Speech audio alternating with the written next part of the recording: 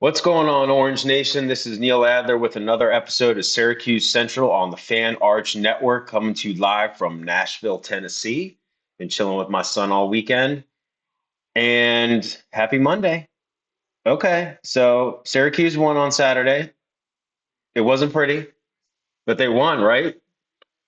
So let me know what you think about that game in the comment section. But I guess I'll keep it. I'll try and be upbeat here, although there's definitely things I could pick on with this team.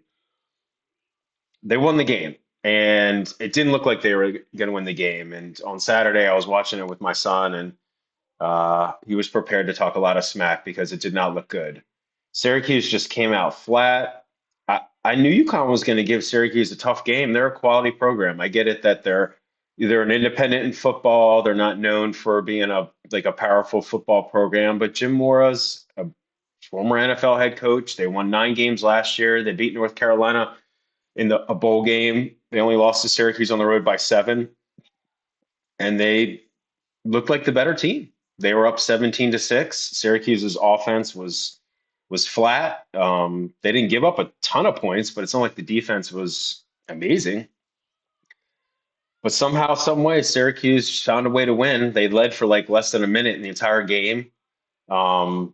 Steve Angeli, the quarterback, was had his struggles, but he led them down the field, and they came back to actually go ahead in regulation. And I thought they were going to win in regulation, and then and then UConn goes down, and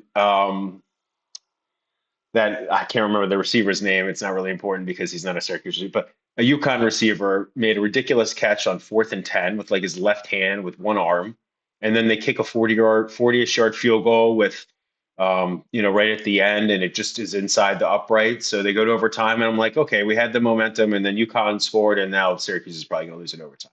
But they didn't. They won it. And so my takeaway here is Syracuse doesn't look like an overly dominant, impressive team, but they're 1-1 with a win over a solid program and a loss to a top 20 team.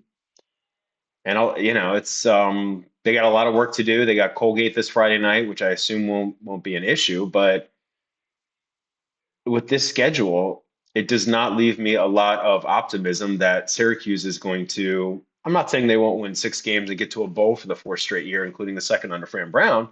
But they get 9-3 in the regular season doesn't look like realistic unless they start to play better. But at the same time, they showed a lot of grit and fight and toughness. And dude, what's up with the fans that like left in the fourth quarter when they were? I mean, granted they were losing and it didn't look good, and I don't want to be a hypocrite because I wasn't at the game in person, but that's because I'm with my son in Nashville, so it's kind of hard to do that. But stick around for the whole game, support your team. But anyway, they came back, they clawed back, and Jelly did his thing, and they won. So a win is a win, right? And I'll leave it at that.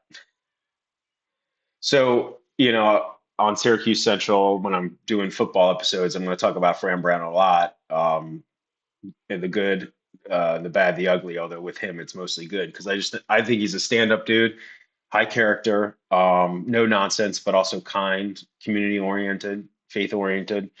Um, but Fran, and this kind of went viral yesterday, and or on Saturday, I was off the grid a little bit because I was with my son.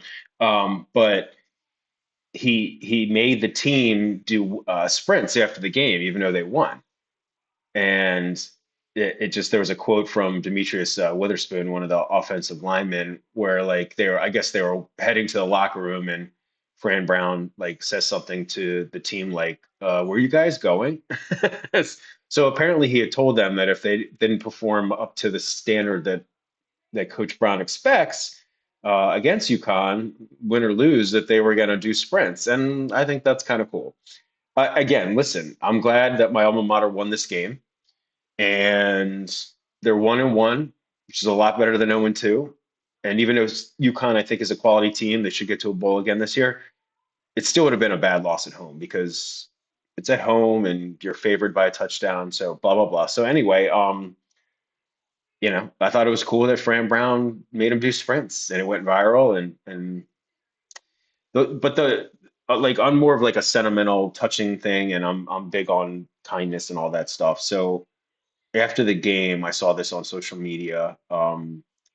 He was like talking with UConn's really good running back, Skylar Bello. I'm pretty sure I had over 100 yards rushing, and he was really good. But they showed a clip of Coach Brown talking with Skylar, and he was, I don't know what he said, but like I think he was probably like, yo, you're freaking good, and your team played really well, and you guys, deserve to win. And it's one of those things. Like I'm not quoting him because I don't know, but it just like showed that like he's a good dude, man. I mean, obviously he's Syracuse's head coach and he wants Syracuse to win, just like Orange Nation wants Syracuse to win. But like that kind of stuff means a lot to me. It just shows his high character, and he's just good man, good man. So I really like that clip. It sat well with me. It really did. So we'll move on to there from Coach Brown to his quarterback. And so one thing I'll say here is, Steve Angeli obviously didn't he was okay against Tennessee, but Tennessee also has a really good team, really good edge rushers, really stout defense overall. He got sacked a bunch in week one. Some of that was maybe him waiting a little too long to get rid of the ball, but it was also indicative of Tennessee's offense, and Syracuse has an overhauled offensive line. Excuse me, Tennessee's defensive line, and Syracuse has an overhauled offensive line. And so they got to him a lot, and some of that was on him. And he had to work on his communication and getting plays off before having to use a timeout to avoid a delayed game penalty. But he was okay. He threw for like 275 yards in that first game. So in this game, he was he obviously struggled in the first half, or even, more so, and then kind of let on late. But, and I know Syracuse fans, and I get it. This is not just Syracuse fan base. And you get frustrated. You're losing at home to UConn. Here, put Ricky Collins. Well, Fran Brown has made it when Steve Angeli beat out Ricky Collins, who I think is very talented himself, a year younger, transfer from LSU, Notre Dame.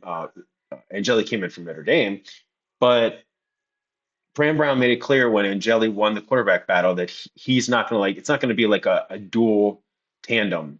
I mean, I'm not saying Ricky won't see the field at all, but like he's not going to just give Steve Angeli the quick hook. He's got to learn through this.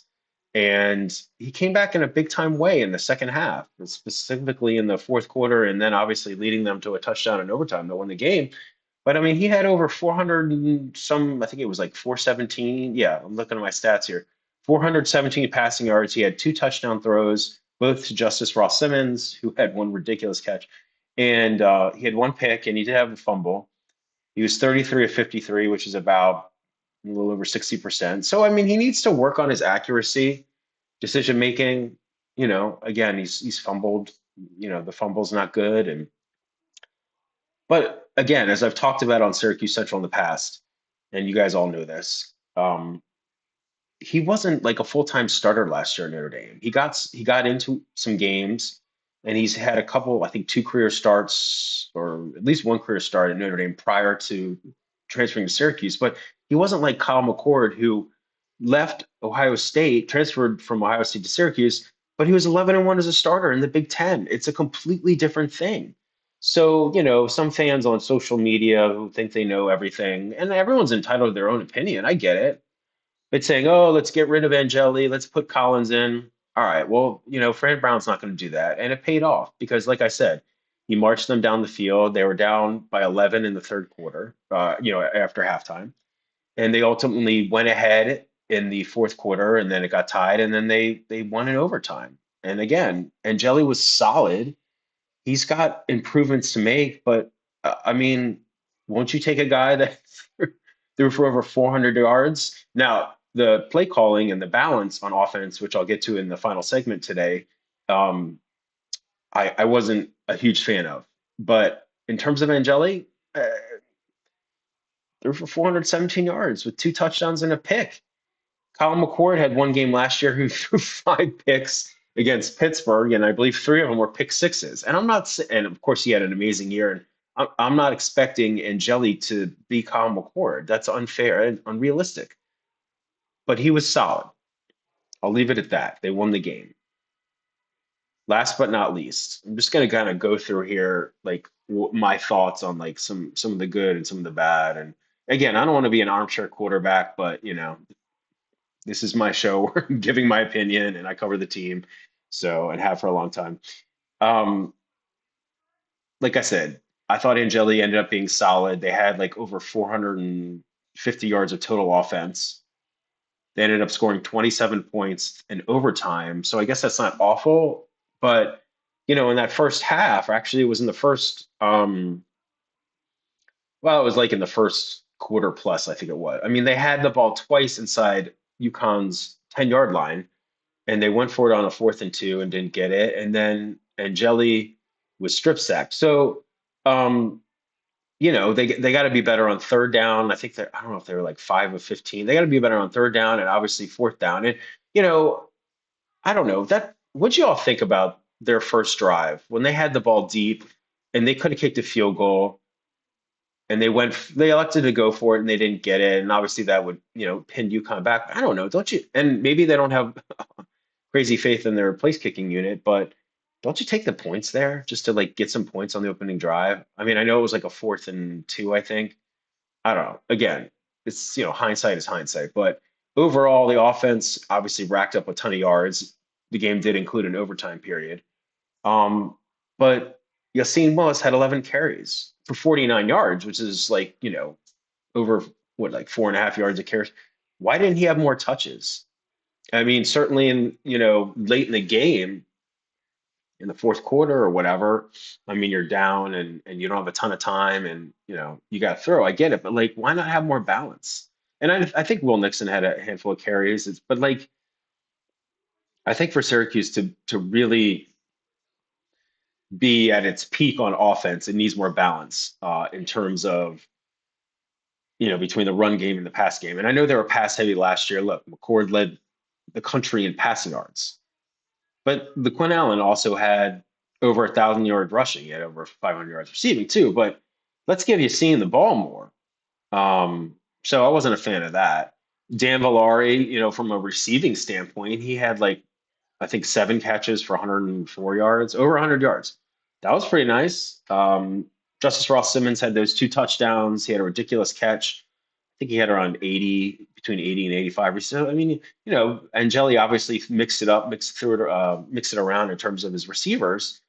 Um, they lost the turnover battle 2-0. So they're not getting turnovers, forcing takeaways, which is, I think, going to be key to their success. The defense, I mean, they gave up 20 points and they had their moments, but it didn't like overly impress me. Then again, the offense didn't overly impress me until they obviously made the comeback. So, you know, I'll say this about a true freshman linebacker, Antoine Delarier. I mean, he saved the day. He had 2 pass breakups on the last 2 plays when UConn needed a touchdown to continue to tie to extend the game in overtime. And he wasn't great in week 1, and I was kind of surprised he was starting over Derek McDonald, but he saved the day. So kudos to him. Again, overall, it's easy to sit here and talk about, you know, what didn't look good, what didn't go right, what they need to work on, and they need to work on a lot. But in the end, as I mentioned in the first segment today, they won the game. And so they'll go back to the drawing board, prepare for Colgate. It's a shorter week. They got Colgate on Friday night. Hopefully the dome will be packed, and a win is a win. And assumably they'll beat Colgate. They'll be 2-1, and then what's after that. I'm pretty sure, if memory serves correct, it's Clemson on the road. So this team right now is not going to win at Clemson, although Clemson did look, they were losing to Troy in the um, halftime. I don't remember. I didn't watch. I was just getting score updates. I was out with my son, but Clemson doesn't look overly impressive. Um, but still, Syracuse has a lot of work to do if they want to beat a team like Clemson on the road. Again, win is a win. Good with the bad. I'm happy they won. We'll continue to talk about Syracuse football and recruiting, and I'll get into some more basketball here soon. Thanks for tuning in, friends. This is Neil Adler with Syracuse Central on the Fan Arch Network. I will talk to you tomorrow. Take care.